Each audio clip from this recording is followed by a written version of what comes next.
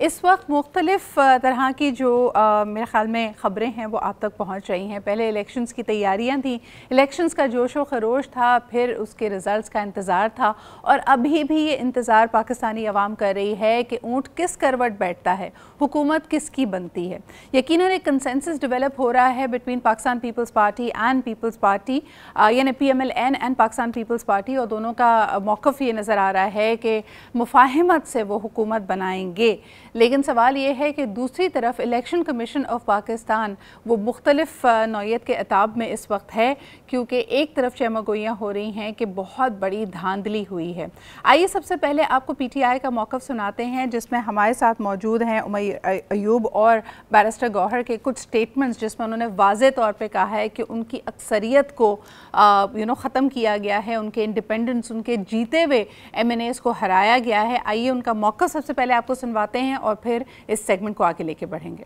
पाकिस्तान तहरीक इंसाफ मरकज़ में और सूबों में इंशाअल्लाह ताला हुकूमत बनाने जा रही है। हमारे पास नंबर्स हैं और हम लोग प्रूफ करेंगे। हाउस के अंदर किसके साथ राब्ते करने हैं, किन मेंबर्स के साथ करने हैं, वो हमारा काम है कि हम लोग कैसे हाउस के अंदर जाके अपनी मेजॉरिटी प्रूव करेंगे। फिल फॉर सब के सब 180 सीटों के हमारे उम्मीदवारान को रिटर्न कैंडिडेट डिक्लेयर किया जाए। ये जीत पाकिस्तान तहरीक इंसाफ की होगी। ये कुर्सी खान साहब की अमानत है जो रावलपिंडी के कमिश्नर साहब ने कल प्रेस कॉन्फ्रेंस की है।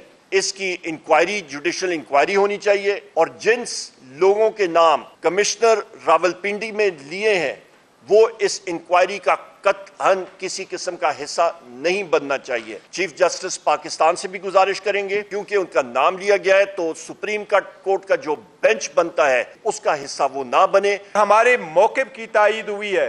कल जिस तरीके से रावलपिंडी के कमिश्नर ने प्रेस कॉन्फ्रेंस की है, हमारा इंटायर फोकस जो है ना वो सीटों पर है और इससे हैं नए पंडोरे बक्स हम नहीं खोल रहे। पाकिस्तान तहरीक इंसाफ हम बिल्कुल चीफ जस्टिस की रिजिग्नेशन का मुतालबा नहीं करते, ना हमने किया है ना हम कर रहे हैं। जो हम कहते हैं कि हमारी जीत को कन्वर्ट किया गया डिफीट में, उसके सिलसिले से कोई तवज्जो ना हटाई जाए, उसकी इंक्वायरी होनी चाहिए। जी जनाब, बाकी सियासी जमातों का मौक़िफ़ भी आपके सामने रखते हैं। तहलका मचा तब जब लियाकत अली चट्टा यानी कमिश्नर रावलपिंडी ने ये इंकशाफ किया कि वो अपने ज़मीर के हाथों मजबूर होकर आवाम के सामने हक़ाइक़ रख रहे हैं कि उनको धांधली पे मजबूर किया गया। उन्होंने कहा ये सूरत हाल ऐसी थी कि फ़जर की नमाज के बाद उन्होंने ख़ुदकुशी का भी इरादा किया, लेकिन वो आवाम के सामने हक़ाइक़ लाना चाहते हैं। इसके बाद हम देख सकते हैं कि उनकी गिरफ़्तारी अमल में आई और अभी ये इल्ज़ामात जारी हैं कि ये वाकई कोई इंकशाफ है, कन्फेशन है या उनकी ज़ाती राय है। सबसे पहले जी इसी हवाले से, इसी इशू के हवाले से मरीम नवाज़ साहिबा क्या कहती हैं वो आपको सुनाते हैं, जो कि वज़ीर आला पंजाब के तौर पे नामज़द हुई हैं। आइए उनकी स्टेटमेंट आपको सुनाते हैं। अच्छा जी, इनका सॉट हमारे पास मौजूद नहीं है मुझे बताया जा रहा है, लेकिन बिलावल भुट्टो ज़रदारी साहब भी इस मौक़िफ़ के ऊपर अपनी एक राय रखते हैं। उनका कहना है कि इस वक्त तमाम ही सियासी जमातें मौजूदा जो हमारे पास रिज़ल्ट्स आए हैं उसके ऊपर एहतजाज कर रही हैं और यकीनन अगर ऐसा ही चलता रहा तो मुल्क में इस्तेहकाम कैसे आएगा। आइए वो क्या कह रहे हैं आपको सुनवाते हैं। हमने फैसला किया है कि जो हमारे पास आए हैं, हमारे वोट मांगे हैं, हम उनके साथ इंशाल्लाह ताला आगे बढ़ेंगे। उनसे कोई वजारतें नहीं लेंगे, उनसे अपना कोई फायदा नहीं, आपका फायदा, अवाम का फायदा, हमारा जो अपने बुनियादी इश्यूज हैं उन पे बात होगा। ये इलेक्शन तो कुछ ऐसे निकले हैं कि तमाम सियासी जमातें एहतजाज कर रही हैं। ये माहौल रहा तो पाकिस्तान को मुआशी बहरान से कौन निकालेगा। मेरे पास ऐसे भी फॉर्म 45 हैं जहां मेरा फॉर्म 45 में पाकिस्तान पीपल्स पार्टी का उम्मीदवार जीत चुका है, मगर ऐलान तो कहीं मुस्लिम लीग नवाज का हुआ है तो कहीं मुत्तहिदा कौमी मूवमेंट का ऐलान हुआ है। पाकिस्तान पीपल्स पार्टी ने यह फैसला किया है, खप्पे खप्पे पाकिस्तान खप्पे। हम ना कोई वफाकी वज़ारत चाहते हैं, ना वज़ीर आज़म का कुर्सी चाहते हैं, हम इतना चाहते हैं कि हम पाकिस्तान के अवाम के मसाइल हल कर सकें।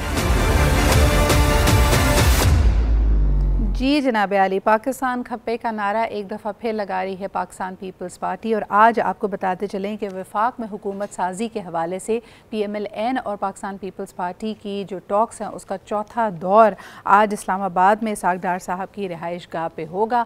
उम्मीद करते हैं कि कोई कंसेंसस डेवलप हो, लेकिन ये बात बड़ी क्लियर है कि पाकिस्तान पीपल्स पार्टी ने वफाक में कोई भी वजारत लेने से इनकार किया है, यानी वो वफाकी काबीना का हिस्सा नहीं बनेंगे, लेकिन हुकूमत साजी के अमल में उनका एक यकीनन हिस्सेदारी होगी। साथ साथ आपको ये भी बताते चले कि पाकिस्तान पीपल्स पार्टी ने साबिक वज़ीर दाखिला सरफराज बुगटी को वज़ीर आला बलूचिस्तान के तौर पे नामज़द किया है और यकीनन वो बलूचिस्तान में भी हुकूमत बनाने जा रहे हैं। इस वक्त हमारे साथ मौजूद हैं फैसल करीम कुंडी साहब, पाकिस्तान पीपल्स पार्टी से आपका ताल्लुक़ है। इसके अलावा बैरिस्टर वकास अब्रेज़ भी हमारे साथ मौजूद है। दोनों का नाम कि इस वक्त सूरत हाल किस तरफ को जा रही है। अस्सलाम वालेकुम फैसल साहब, एंड बहुत बहुत शुक्रिया बैरिस्टर वकास आप दोनों की मौजूदगी का। फैसल साहब, अगर शुरुआत आपसे की जाए तो इसी सवाल के ऊपर, ये बड़ा लोगों के लिए इस वक्त भी तशवीशनाक भी बात है, हैरत अंगेज़ बात भी है कि हुकूमत का हिस्सा भी हैं लेकिन पाकिस्तान पीपल्स पार्टी विफाक में कोई वजारत नहीं चाहती, इसकी क्या वजह है? बिस्मिल्लाहिर्रहमानिर्रहीम, अस्सलाम वालेकुम। देखिए सिदर, आपने क्लिप्स दिखाए मुख्तलिफ पॉलिटिकल पार्टीज़ के उसके। देखिए पाकिस्तान पीपल्स पार्टी ने इसको बहुत पहले क्लियर किया था। इस वक्त सिचुएशन ये है कि एतराज़ात के बावजूद जो चीफ इलेक्शन कमिश्नर का तोहफा भी हमें PTI ने दिया था, इस मुल्क में हमेशा ये कौम हमेशा ये दुआ करती है कि इस मुल्क में फ्री एंड फेयर इलेक्शन हो, जिसको वो मैंडेट दें, जिसको वोट डालें, उसी का गिना जाए। लेकिन उनका ख्वाब, हमारी कौम के ख्वाब पता नहीं कब ये पूरा होगा कि वो इस तरह हो। आज मेजॉरिटी पॉलिटिकल पार्टीज इलेक्शन पे एतराज़ात कर रही हैं, बेशमूल पाकिस्तान पीपल्स पार्टी, जो आपने भी सुना। हमारे पास दो ही रास्ते थे। देखे PTI ने पॉलिटिकल पार्टी के साथ मज़ाकरात करने से इनकार कर दिया, फिर बाद में उनको ख्याल है कि नहीं, हमें मज़ाकरात करने चाहिए, लेकिन पीपल्स पार्टी और PMLN से नहीं करेंगे, बाकी सबसे करेंगे। PMLN ने पाकिस्तान पीपल्स पार्टी से वोट मांगे, या तो पाकिस्तान पीपल्स पार्टी अपोजिशन में बैठती। अपोजिशन में बैठने का मतलब ये है कि आप पाकिस्तान में एक और इलेक्शन की तरफ जा रहे हैं, क्योंकि किसी के पास भी मेजॉरिटी ना होती तो आप दोबारा इलेक्शन की तरफ जाते, और पाकिस्तान इस वक्त एक और इलेक्शन का फिल्फ और मुतहम्मिल नहीं हो सकता। तो हमारे पास ऑप्शन ये थी कि हम PMLN को सपोर्ट करते। हमारा 16 महीने का तजर्बा PMLN के साथ कोई इतना अच्छा नहीं रहा। मेजॉरिटी हमारी CC के मेंबरान का ये मौक़िफ़ था कि हम उनको सपोर्ट ना करें, लेकिन फिर हमने उसको सपोर्ट किया, लेकिन हमने कहा हम वज़ारत नहीं लेंगे, क्योंकि वो भी ये कहते थे 16 महीने में कि हमें इत्तेहादी हुकूमतों की वजह से हम डिलीवर नहीं कर सके। और हमारे भी मसाइल ये थे कि जो हमारे साथ वादे किए गए थे, हमारे पार्लियामेंटेरियंस को, हमारे लोगों को जो डेवलपमेंट के फंड्स देने थे वो नहीं मिले। पंजाब के लोगों का ये गिला था कि हम हुकूमत में भी थे लेकिन हमारा पॉलिटिकल विक्टिमाइजेशन हो रही थी, लिहाजा हमारा कोई तजर्बा अच्छा नहीं था। लिहाजा जमहूरियत के लिए हमने ये कहा कि हम इनको सपोर्ट करेंगे, हम इनको एतमाद का वोट भी देंगे, हम लेजिस्लेशन जो अच्छी होगी, जो कौम की और मुल्क के लिए बेहतरी होगी, हम उनको सपोर्ट करेंगे, लेकिन हम काबीना का हिस्सा नहीं बनेंगे। आपने बलूचिस्तान का जिक्र किया, सरफराज बुगटी साहब को अभी तक पाकिस्तान पीपल्स पार्टी ने नॉमिनेट थी कि ये गलत कोई कल खबरें चल रही थी। पाकिस्तान पीपल्स पार्टी ने अभी तक किसी भी CM को, न सिंध के CM को, न बलूचिस्तान के CM का अभी तक नॉमिनेशन वो किया कि इसका नाम नहीं फाइनल किया। इंशाल्लाह ताला 1-2 दिन में फाइनल हो जाएगा। अच्छा जी, ये बड़ी आपने एक अहम बात की है, लेकिन दूसरा बड़ा जो आजकल अहम इशू चल रहा है वो रावलपिंडी के कमिश्नर यानी लियाकत अली चट्टा साहब का कन्फेशन है। इसके हवाले से मैं बैरिस्टर वकास की तरफ आना चाहूँगी। जी बैरिस्टर साहब, क्या कहेंगे, इस वक्त पूरी की पूरी जो पंजाब की ब्यूरोक्रेसी है वो इसकी वजह से काफ़ी इसके आफ्टर शॉक्स आ रहे हैं। मुझे ये बताइए कि ये मामला किस तरह आगे बढ़ेगा? उनके खिलाफ FIR तो दर्ज कर ली गई है। देखिए जी, ये जो स्टेटमेंट उनकी तरफ से दी गई है, this is known as the confessionary statement in the eye of law, जो हमारा कानून शाद ऑर्डर 1984 है, उसके अंदर दो तरह की कन्फेशन हमें मिलती है, एक जुडिशियल कन्फेशन, एक extra judicial confession. Extra judicial confession से मुराद ऐसी इकबाली बयान है, ये स्टेटमेंट है कि जो आप किसी डॉक्टर के सामने, किसी तीसरे फ़र्द के सामने, या एक्स्ट्रा जुडिशियल एजेंसी के सामने, या पुलिस के सामने, या मीडिया के सामने रिकॉर्ड करवाते हैं, तो ultimately in the I of law ये एक बिगनिंग पॉइंट है जहाँ से इब्तिदा की जा सकती है किसी भी केस की, किसी भी एलिगेशन या एक्विजिशन की। और इस एलिगेशन या एक्विजिशन को आपने प्रूव करना in the light of cogent and concrete piece of evidences. जो भी इनके पास टेंजिबल एविडेंस होगा, कंक्रीट एविडेंस होगा कि ये धांधली फलां जगह पे की गई, इनको जो कॉल्स मसूल हुई, फिर उसके नतीजे में फर्दर इन्होंने आगे जो अहकामात जारी किए। अच्छा, ये तो Waqas, sorry to interrupt you, वक्त मेरे पास कम होगा, ये तो कानूनी कार्रवाई इनके खिलाफ होगी। एक तरह से ऐसा लगता है कि मुद्दई या इंकशाफ करने वाले पे ही ओनस होगा कि वो अपनी बात को फिर एक तरह से बैकअप करे और उसके लिए एविडेंस आपको ला के दे। लेकिन मुझे बताइए कि लोग जो बात कर रहे हैं, ऑलरेडी इस इलेक्शन के जो नताइज हैं उसको मतनाज़े करार दिया जा रहा है। अभी जैसे फैसल साहब ने कहा कि एक नहीं, तमाम ही पॉलिटिकल जमातें इस वक्त एहतजाज कर रही हैं, तो मुझे बताइए कि फिर इसका असर इलेक्शन के रिजल्ट्स पे किस तरह पड़ेगा?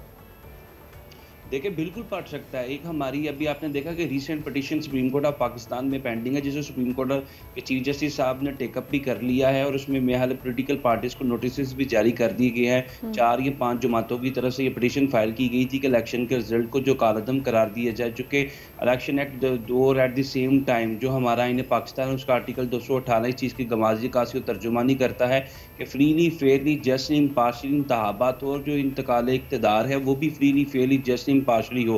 तो तमाम पॉलिटिकल पार्टी की रिजर्वेशंस है, इवन के बहुत सारे कैंडिडेट्स जो जीते थे उन्होंने हंदा बशानी और जान फशानी से अपनी हार को तस्लीम किया कि यहाँ पे तो हमारा नोटिफिकेशन कर दिया गया, लेकिन इन रियलिटी हम यहाँ से जीते नहीं। तो मैं ये समझता हूँ कि ये सारी की सारी चीज़ें जो थी इनफ थी कि to turn down and nullify the specific result by the election commission of Pakistan.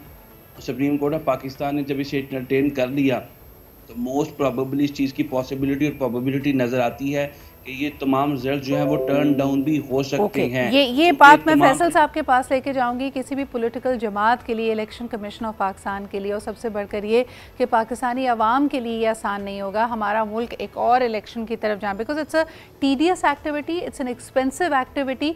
लेकिन एक तरफ इसके हवाले से जो चहमगोइयाँ हैं, जो इसके बारे में खदशात और अभाम है, उसको दूर करना भी ज़रूरी है। फैसल साहब किस तरफ जाते हुए मामलात को देख रहे हैं? एक तरफ तमाम पॉलिटिकल जमातें हैं, लियाकत अली चट्टा जो कि कमिश्नर रावलपिंडी हैं उनके इंकशाफात हैं, क्या ये इलेक्शन के रिजल्ट्स कलअदम करार दे दिए जाएंगे? ऐसा भी मुमकिन है? देखिए, मैं तो ये नहीं कह सकता कोर्ट में ये मामला है, लेकिन हमारे इस मुल्क का अलमिया ये है कि जब कोई सरकारी ऑफिसर रिटायर होता है तो उसको उसका ज़मीर जाके और सच बोलना शुरू कर देता है, क्योंकि रिटायर हो रहे हैं, इनका ज़मीर जाग रहा है। इनका ज़मीर 2018 में सोया हुआ था। 2018 में क्या ये कह सकते हैं कि फ्री एंड फेयर इलेक्शंस थे? लेकिन एक बात यह है कि कमिश्नर का जो ताल्लुक है वो इलेक्शन के ड्यूटीज़ पे इनसे नहीं होता, वो डीसी के साथ होता है। और ये आज जो है इस मौके पर आज उठा है कि ये चीज़ें हैं और मैंने ये चीज़ें की हैं, और मैं नहीं समझता कि इसने सिर्फ एक रिटायरमेंट पे एक पेंडोरा बॉक्स खोलने की कोशिश की है, क्योंकि इनके एक ज़ाती ताल्लुक भी एक जमात पीटीआई के साथ एक बहुत बड़ी करीबी ताल्लुक, बल्कि बिजनेस पार्टनर भी हैं, और जो अभी सीएम नॉमिनेट हुए हैं पंजाब के उनके साथ, और जो एक बहुत करीबी ताल्लुक है, उनकी वजह से जो है उन्होंने शायद ये बातें की हैं अपने आप को पॉपुलर करने के लिए। लेकिन इसकी तहकीकात का मुतालबा पाकिस्तान पीपल्स पार्टी ने ऑलरेडी किया हुआ है।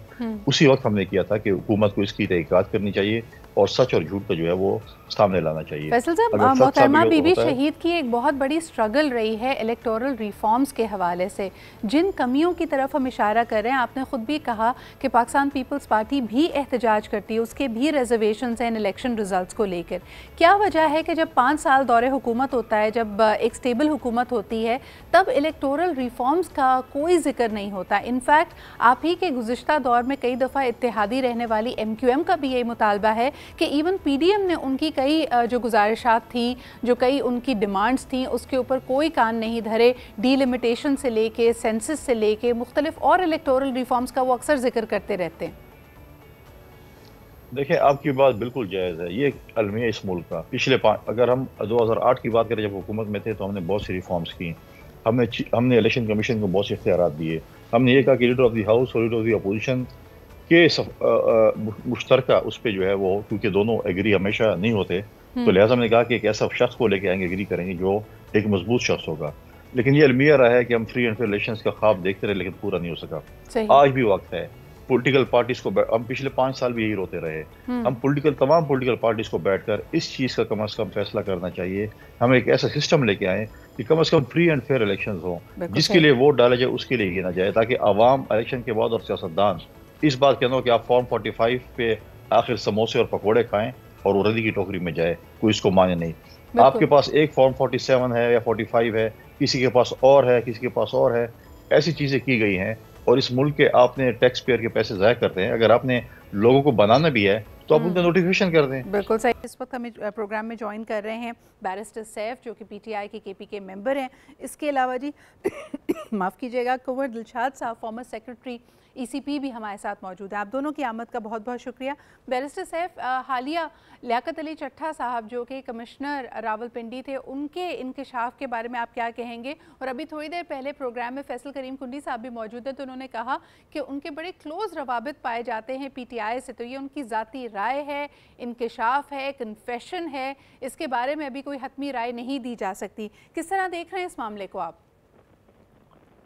देखें, जो चट्ठा साहब की तरफ से इंकशाफात हुए हैं, मेरे ख्याल में कोई भी जी अकल, जी शऊर और होश रखने वाला बंदा यही कहेगा कि ये इंकशाफात और ये इल्ज़ामात बहुत संजीदा नौइयत के हैं और इनकी साफ, शफाफ और गैर जानिबदाराना अंदाज में तहकीकात होनी चाहिए। अगर मैं कहूँ कि कहीं पर एक कत्ल हुआ है और वो कत्ल मैंने किया है, तो कानून की नज़र में इसको जो है वो इनकल्पेटरी स्टेटमेंट कहा जाता है, यानी मैं अपने आप को भी इल्जाम में शरीक कर रहा हूँ, अपने आप पर इल्जाम लगाते हुए जुर्म को का इंकशाफ कर रहा हूँ। तो उसमें तो ये तो बहुत ही संजीदा किस्म की स्टेटमेंट होती है और उसको संजीदा लेना चाहिए। पता नहीं फैसल करीम कुंडी साहब का अपना कोई नुक्ता नजर कोई नया अगर आया है तो वो होगा, लेकिन मेरे ख्याल में तो फैसल करीम कुंडी की अपनी पार्टी ने भी बार बार इस बात का इरादा किया है कि तहकीकात होनी चाहिए। बिलावल जरदारी साहब ने भी बार बार इलेक्शन की शफाफियत पर सवाल उठाया है, इनकी दीगर पार्टी रहनुमाओं ने भी उठाया है और पाकिस्तान की अक्रॉस द बोर्ड तमाम पार्टियां ये कह रही हैं सिवाय मुस्लिम लीग नून के। सैफ साहब, मुझे ये बताइए कि इस वक्त दो धारों में सूरत हाल आगे बढ़ रही है। ये तमाम इल्ज़ामात, एहतजाज, लोगों की रिजर्वेशंस अपनी जगह, लेकिन दूसरी तरफ PMLN, MQM और पाकिस्तान पीपल्स पार्टी हुकूमत साजी के लिए भी मुख्तलिफ दौर उनके आपस में लग रहे हैं। आज चौथे दौर का इंकशाफ है जो कि इसहाक डार साहब की रिहाइश पे होगा। तो एक तरफ तो ये हुकूमत साजी के अमल पर हैं, अगर ये इनका कोई इत्तेफाक राय हो जाता है तो फिर क्या PTI अपोजिशन बेंचेस में बैठेगी? PTI तो ये समझती है कि हम इस वक्त कौमी असम्बली में सबसे बड़ी तादाद में मौजूद हैं। हमारे अरकान इस वक्त तकरीबन 180 के करीब हमारा अपना अंदाज़ा है कि हम इलेक्शन में सीटें जीत चुके हैं और ये हम फॉर्म 45 जो हमारे उम्मीदवारों के पास मौजूद हैं उनकी बुनियाद पर हम ये दावा कर रहे हैं। अगर फॉर्म 45 जो कि इलेक्शन कमीशन ऑफ पाकिस्तान का अपना ही जारी करदा फॉर्म है, अगर उसकी बुनियाद पर देखा जाए तो PTI की तादाद जो है असम्बली में सबसे ज़्यादा और हुकूमत का हक हमें ही मिलना चाहिए। लेकिन चूँकि पाकिस्तान में ऐसी अनहोनियाँ होती रहती हैं, अब जो सिचुएशन है उसमें हमें महरूम किया जा रहा है बाय हुक और क्रोक के हम किसी तरह से अपनी अक्सरियत जो है उसको खो जाएं। तो अगर सिचुएशन ऐसी रहती है और अदालतें भी खामोश रहती हैं जैसे कि इस वक्त हैं और इलेक्शन कमीशन भी इसी तरह जानिबदारी का मुजाहरा करता रहा है, तो फिर यकीनन हमारे पास एक जमहूरी सिस्टम में अपोजिशन में ही रहने की चॉइस होगी। लेकिन बहरहाल हम समझते हैं कि हम हुकूमत का हक रखते हैं बनाने का और हमें हुकूमत बनाने का हक मिलना चाहिए। बिल्कुल सही। सैफ साहब, हमारे साथ दिलशाद साहब मौजूद हैं, उनकी तरफ मैं जाना चाहूँगी। दिलशाद साहब, फॉर्म 45 और 47 में इतना तजाद क्यों? और उसके ऊपर कह रहे हैं कि ये जालिमाना खामोशी है ECP की और दूसरी तरफ पाकिस्तान की अदालतें भी खामोश हैं, लेकिन हर दूसरी सियासी जमात इस वक्त पाकिस्तान की सड़कों पर एहतजाज कर रही है, उनका वोटर एहतजाज कर रहा है और लोगों को ये बात हजम नहीं हो रही। किस तरह देख रहे हैं इस सिचुएशन को आप? एक बहुत बड़ा अहम वाक़या ये हुआ है पाकिस्तान में, हमें बड़े इस दफ़ा प्रेजाइडिंग ऑफिसर का रोल बड़ा शानदार रहा और प्रेजाइडिंग ऑफिसर के खिलाफ कोई किसी जगह भी शिकायत नहीं आई। जितने भी इलेक्शन हुए हैं उनमें प्रेजाइडिंग ऑफिसर के रोल को ही मुतनाज़ बनाया गया और रिटर्निंग ऑफिसरान को कभी इस मामले में सामने नहीं लाए गए। अब ये पहला इलेक्शन हुआ है जिसमें प्रेजाइडिंग ऑफिसर ने इलेक्शन एक्ट के सेक्शन 90 के तहत तमाम फॉर्म 45 जो है पोलिंग एजेंट्स को भी दे दी और तमाम मीडिया के हवाले भी कर दिया और मुबसरीन को भी दे दी, जिसकी बना पर सबके पास 45 है। लेकिन यहाँ जो गड़बड़ हुई है वो हुई है 47 में। तो हमें जो आपने हमारे दोस्त है मेरे बैरिस्टर साहब, तो वो उनसे हम ये कहेंगे जनाब आप 47 का तो जिक्र करते हैं, सबसे बड़ा अहम डॉक्यूमेंट जो है फॉर्म 45 के बाद वो है 46। उसमें लिखा होता है रिटर्निंग ऑफिसर में कि आपने कितने बैलेट पेपर दिए प्रेजाइडिंग ऑफिसर को और प्रेजाइडिंग ऑफिसर पोलिंग खत्म होने के बाद सर्टिफिकेट देता है कि जी इस्तेमाल शुदा और गैर इस्तेमाल शुदा और उसके बाद इलेक्टर रोल इस्तेमाल शुदा और गैर इस्तेमाल शुदा, तो वो उसकी एक स्टेटमेंट देता है, वो बड़ी इंपॉर्टेंट स्टेटमेंट है।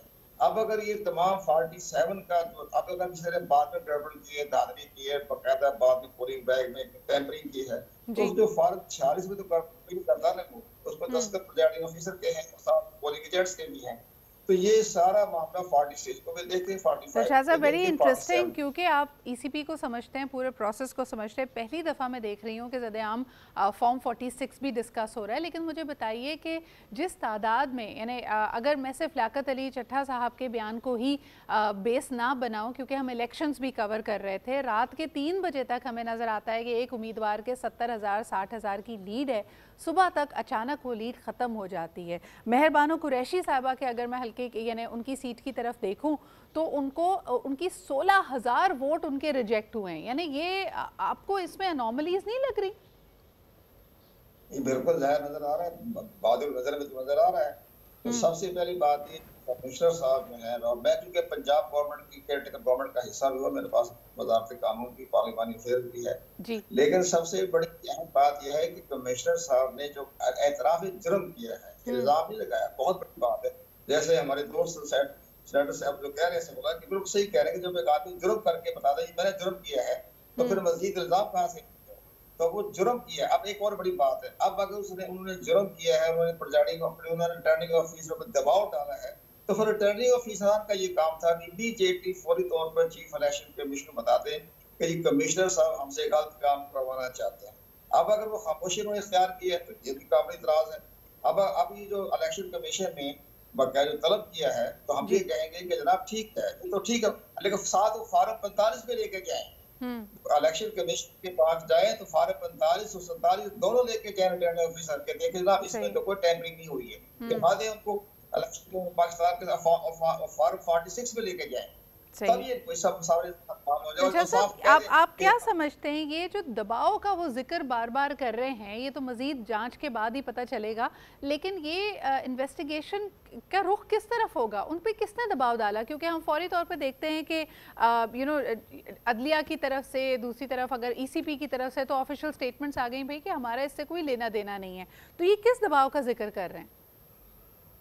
मैं तो ये कहूंगा कि जनाब इस वक्त हम मार्च 77 के धाने पर खड़े हैं, जब जुल्फ़िकार साहब थे पाकिस्तान के प्राइम मिनिस्टर, उनके वक्त भी इसी तरह के वाक़े पेश हो गए थे, तो उन्होंने फौरी तौर पर एतराफ़ कर लिया था, राउंड टेबल कॉन्फ्रेंस कर ली थी कि भाई बताया कि मैं आज समय इंतख़ाबात कराता हूँ। अब चूंकि केयरटेकर गवर्नमेंट के पास तो महदूद इख्तियारात हैं, वो तो गोलमेज कॉन्फ्रेंस नहीं कर सकते, तो गोलमेज कॉन्फ्रेंस के लिए तो ज़ाहिर है कि कोई को रास्ता निकालना चाहिए। तमाम जो हमारे स्टेक होल्डर जो नुमाइंदा हुकूमत बनानी है या हुकूमत में शामिल होना चाहते हैं, सब एक स्टेक होल्डर बैठ के फैसला कर लें, राउंड टेबल कॉन्फ्रेंस कर लें, और चीफ इलेक्शन कमिश्नर साहब की खिदमत। अच्छा, दिस इज वेरी इंपॉर्टेंट, लेकिन इसमें सबसे बड़ा एतराज़ पीटीआई की तरफ से आता है। मैं फैसल साहब से पूछना चाहूँगी और उसके बाद मैं बैरिस्टर सैफ की तरफ जाऊँगी। फैसल साहब, आपको लगता है कि चलें हुकूमत साजी के लिए ना सही, लेकिन गुफ्तगू का, डायलॉग का कोई रास्ता खुला रखा है पीटीआई ने? देखिए, मैं नहीं समझता जो माजी का ट्रैक रिकॉर्ड है पीटीआई का, वो कभी भी डायलॉग्स पॉलिटिकल पार्टी के साथ नहीं करना चाहते थे। ये एक बहुत बड़ा अलमिया है। आप देखें, जब हुकूमत हमारी बनी अदब-ए-एतमाद के बाद पाकिस्तान पीपल्स पार्टी के चेयरमैन बिलावल भुट्टो जरदारी साहब ने उस वक्त की जमातों को, जो पीडीएम की जमातें थी और इत्यादि जमातें थी, उनको मजबूर किया कि हमें डायलॉग्स करने चाहिए अपोजिशन के साथ, और हम डायलॉग्स की टेबल पर लेके आए। आपने देखा उसके बाद एक 9 मई का वाक़या हो गया, अब डायलॉग्स कंटिन्यू नहीं हो सके। लेकिन पॉलिटिकल पार्टीज़ में डायलॉग्स होते हैं, लेकिन पीटीआई जो है वो बिल्कुल डायलॉग्स नहीं करना चाहती, लेकिन अभी कम से कम वो कुछ ना कुछ पॉलिटिकल पार्टी के साथ अब इसी डायलॉग्स कर रही है। मैं चाहूँगी कि बैरिस्टर सैफ भी अपना मौक़िफ़ दे दें, last 1 minute of the show. Saif साहब, क्या समझते हैं कि हुकूमत साजी के लिए नहीं, लेकिन पाकिस्तान में जमहूरियत की बका के लिए हम जिस नहज पे मौजूद हैं, आपका एक उसूली और सियासी मौक़िफ़ सबके सामने है, लेकिन क्या गुफ्तगू का, डायलॉग का, रिकन्सिलिएशन का कोई रास्ता मौजूद है जिसमें आप दूसरी सियासी जमातों के साथ कंसल्ट करना चाहेंगे?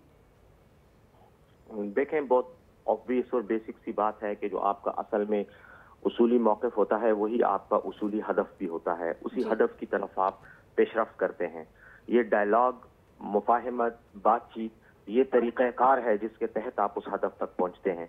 अब अगर वो तरीक़ाकार आपको उस हदफ तक पहुंचने में रुकावट का पेशखेमा बनता है या बाइस बनता है, तो फिर आप उस तरीक़ेकार को एडॉप्ट नहीं करते, क्योंकि फिर आप अपने हदफ तक नहीं पहुंच सकते।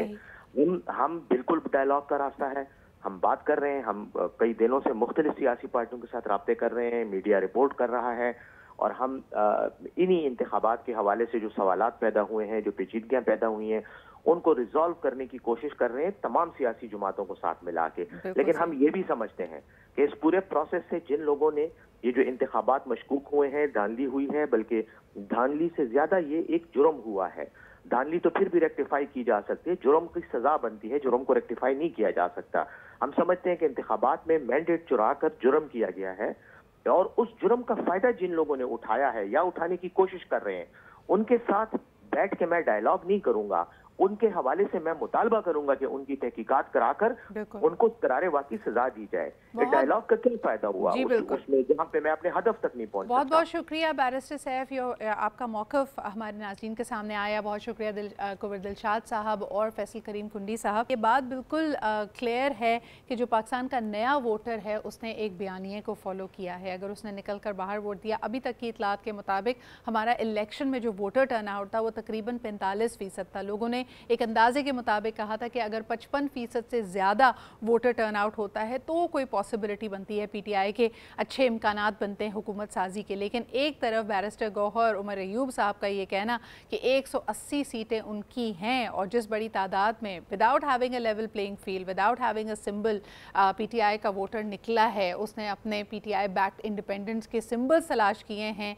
ये अपने आप में एक बड़ी it's a good sign for the democratic values. लेकिन अब the onus is on the political parties कि वो इन मामलात को रिजॉल्व कैसे करते।